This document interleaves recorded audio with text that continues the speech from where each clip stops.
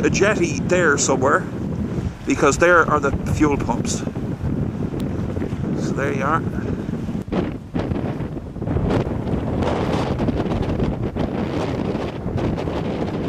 This is the floating jetty on the far side of Ruski, which is no more. There's the life buoy and the markers, and no floating jetty. Okay folks, this is the road down to Drummond Harbour. We've turned off at the pub, we're on the little laneway down, and well, you can see what the story is. That's the big house on the corner just there, so the harbour is just around that corner there, that way, and well, it's flooded.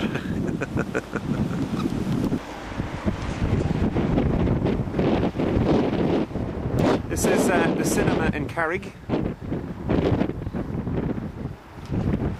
And all the shops and Clancy's Super Value. So this is the car park. There's Elvery's.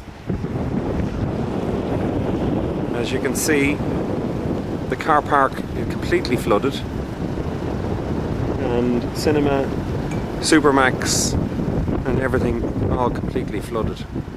So the river has come up this far. So we're talking about possibly well in excess of 6 to 8 feet of an increase. There's the post office, there's the little cottage, and there is the river. And that's the tree that the kids swing out of. So there's a lot of stuff missing there. Okay, this is Knockvicker Quay. There's the tap. That's the top of the stand where the tap is, as you can see. About a foot of that.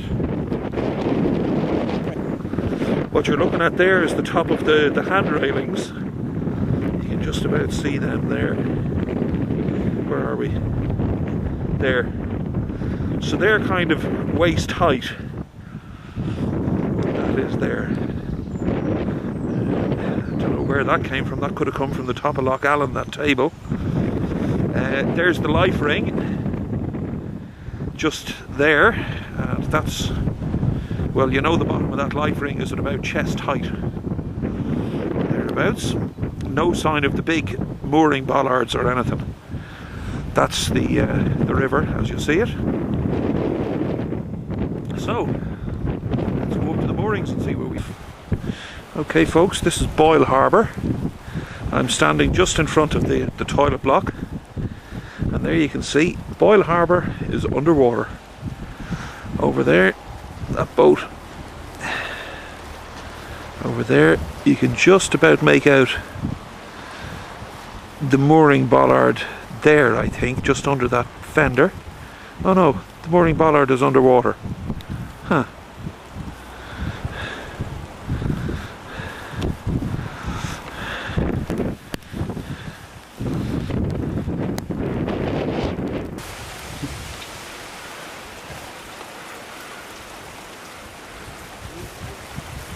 I don't think we're going to get down the other side either, John. Yeah.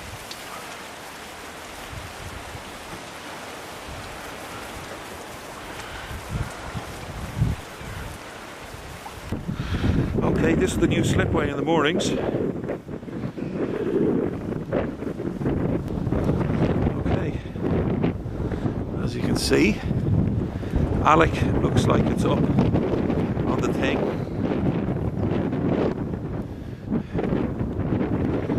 Taz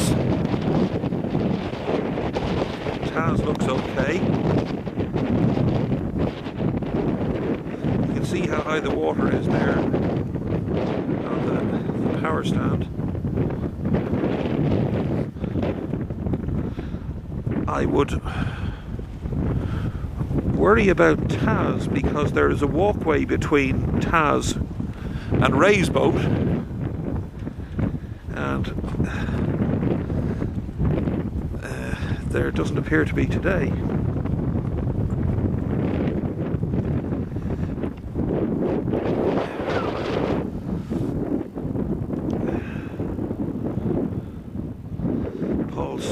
is tight.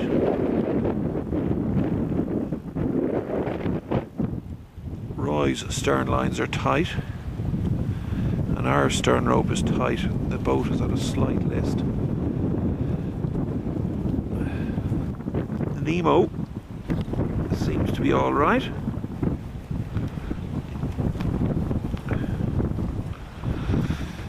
As far as we can see, Nemo seems to be all right there. And if you zoom back, you can see it's completely flooded. There's the picnic area there. The other picnic area up there, which should be there. You can see the grass of it there, but it's up over the top of the wall in that raised picnic area.